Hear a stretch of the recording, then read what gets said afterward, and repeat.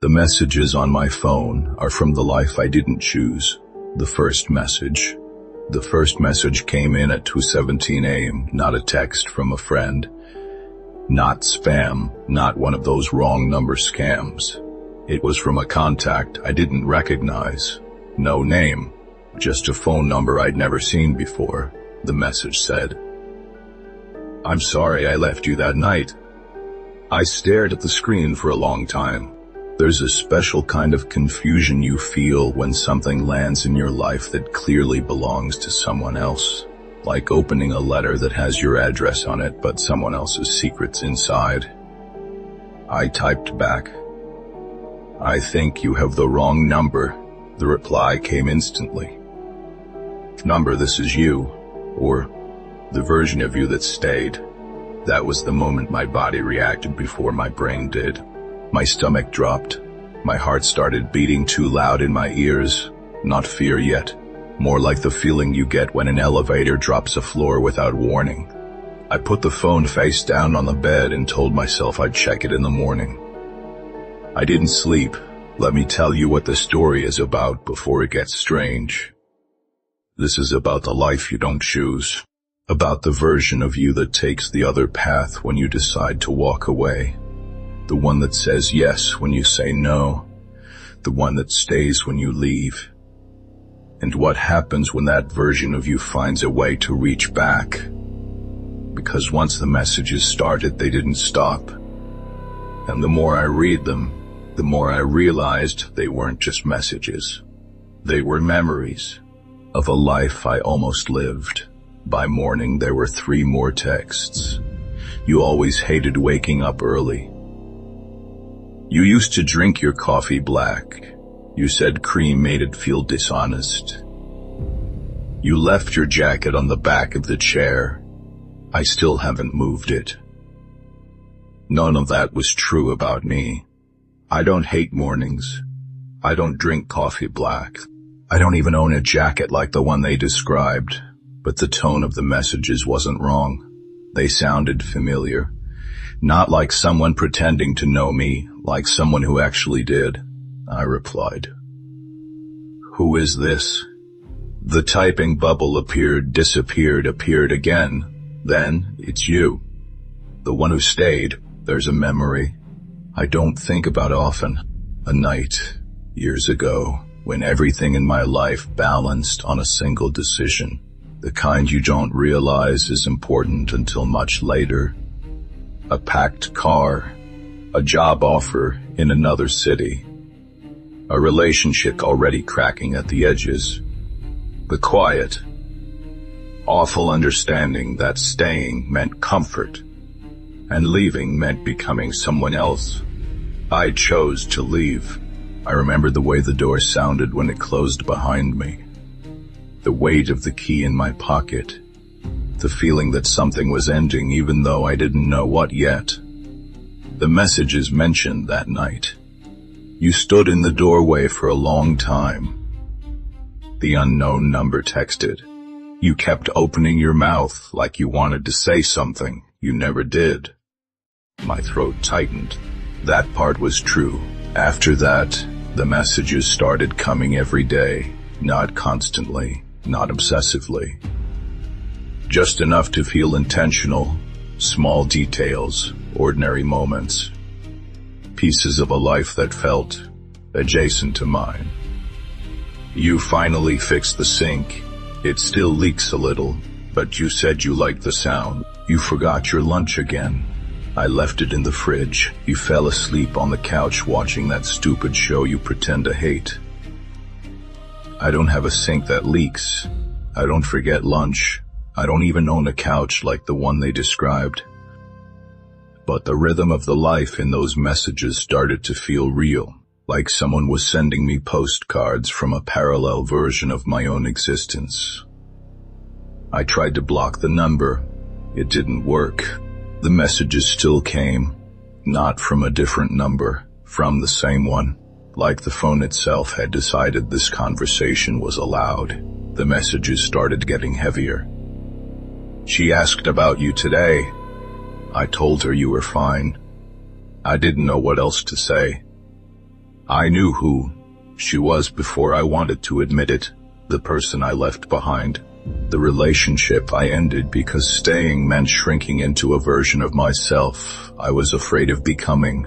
I typed back with shaking hands. Is she okay? The reply took longer this time. She's tired, but she's still here.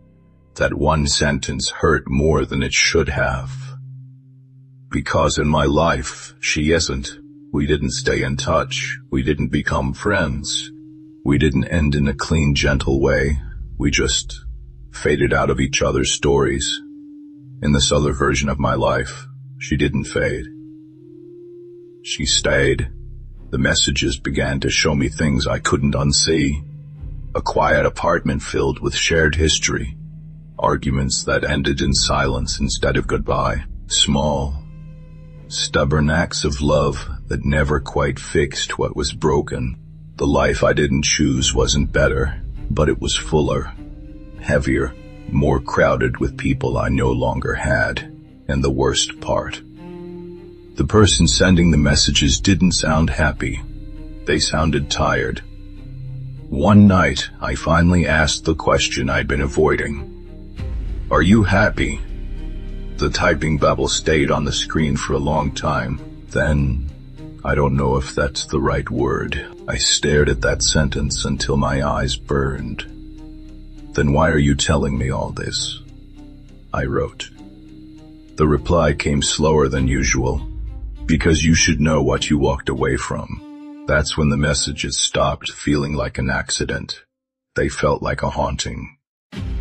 Here's the thing about choices. We like to believe that when we pick a path, the other one disappears.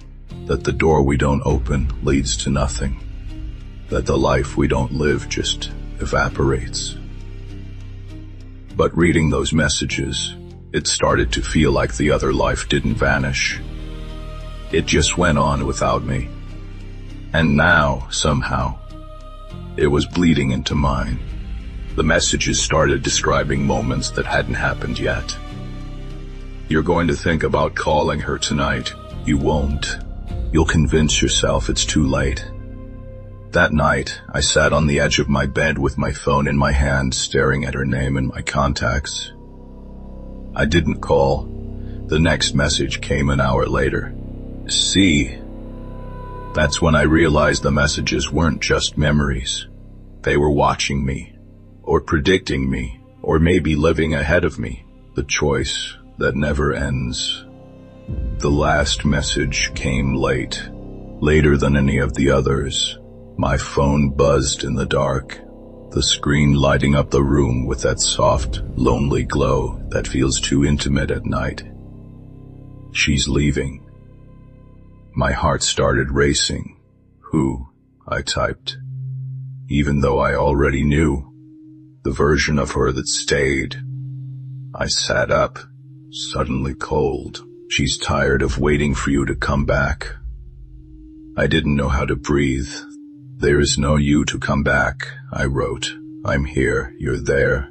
The reply came in 2 parts. That's the problem. There's only one of us who gets to be real. I stared at the screen. My reflection in the black glass of the phone looked unfamiliar, like someone who had lived a different set of regrets. What do you want from me? I typed. The answer came slower than any before. I want you to feel it, what it's like to live with the weight of the choice you made. There was a long pause, then the final message, because I don't get to forget it. The phone went silent. No more typing bubble, no more messages, just the soft hum of the room and the echo of a life I never lived pressing in on me from the other side of a decision I can't undo. And now, every time my phone buzzes, a part of me still hopes it's that other version of me again, not because I want to go back, but because knowing that life exists somewhere even without me in it feels less lonely than pretending the door I closed led to nothing at all. Hit the subscribe button if you love this story. Now let's continue. Pay attention. Part 3. The life that keeps knocking after the messages stopped. The silence felt louder than anything they'd ever said. I didn't realize how much space they'd taken up in my head until they were gone. The phone felt heavier in my hand, like it was holding something it no longer wanted to carry. Days passed, nothing, no new number, no strange texts, no quiet reminders of the other life ticking along beside mine. I told myself that was the end of it. But endings don't feel like silence. They feel like release. This felt like waiting. I started noticing the gaps, the moments the messages used to fill. Mornings when I'd check my phone before I even got out of bed. Nights when I'd stare at the screen, half expecting that familiar unsettling buzz. The absence of it left a hollow space, like a room in my mind that had been furnished, and then suddenly emptied. I tried to go back to my normal routines. Work, errands, small talk with people who only knew the version of me that chose this life, but everything felt thinner, like I was living on the surface of something deeper I couldn't touch anymore. One evening, I found myself standing outside her building. I hadn't planned to go there. My feet just took me. The front of the place looked the same as it always had. Same tired brick. Same flickering light above the door. The kind of place that holds too many memories for how ordinary it looks. I didn't go in. I stood on the sidewalk, staring up at the windows, trying to guess which one might still be hers, trying to imagine a version of her still inside, still living a life I'd stepped out of. My phone buzzed. My heart jumped so hard it hurt. The screen lit up. Same number. One new message. You came. I backed away from the building like it had caught me doing something wrong. How do you know where I am? I typed. The reply came slower, like the other version of me was choosing each word carefully. Because this is where I am. The street felt suddenly unfamiliar, too quiet. The sounds of traffic too distant. You said she was leaving, I wrote. You said she was done waiting. She is. The message came back. That doesn't mean I am. My hands were shaking now. This isn't real, I typed. You're not real. The typing bubble appeared, disappeared, appeared again. I'm as real as the life you didn't take. Here's the part I didn't want to admit to myself. The messages weren't just showing me the weight of my choice. They were trying to share it. The other version of me wasn't haunting me out of spite. It was lonely. It was trapped inside a life that kept unfolding, full of consequences and compromises and quiet, exhausting love.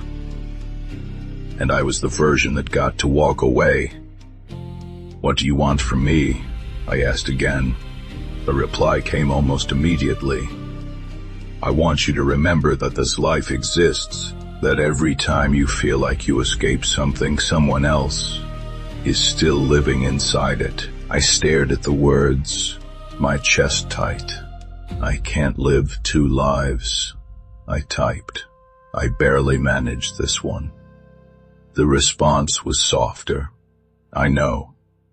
That was worse than anger. I sat down on the cold steps of the building and let the weight of it all settle on me. The truth is, I had romanticized the life I didn't choose. I'd imagined it as a cleaner version of regret. A single, simple, what if? But the messages showed me it wasn't clean. It was messy, it was heavy, it was full of people who kept aging and loving and hurting without me. And the version of me living it didn't get the comfort of imagining a better alternative. It just had to keep going. Does it ever get easier? I asked. There was a long pause. Then, number, you just get better at carrying it. I closed my eyes. That answer felt like truth. Not just for that other life, for mine. Here's the choice I didn't expect to face. The messages started coming more frequently again. Not memories this time. Not descriptions of the other life. Invitations. You could stay longer tonight. You don't have to go back to that empty place yet.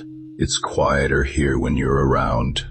Not literal invitations, emotional ones. The kind that pull at the parts of you that still ache for what could have been. The more I lingered near her building, the more the messages seemed to settle into me, like the other life was trying to root itself inside this one. And I realized something terrifying.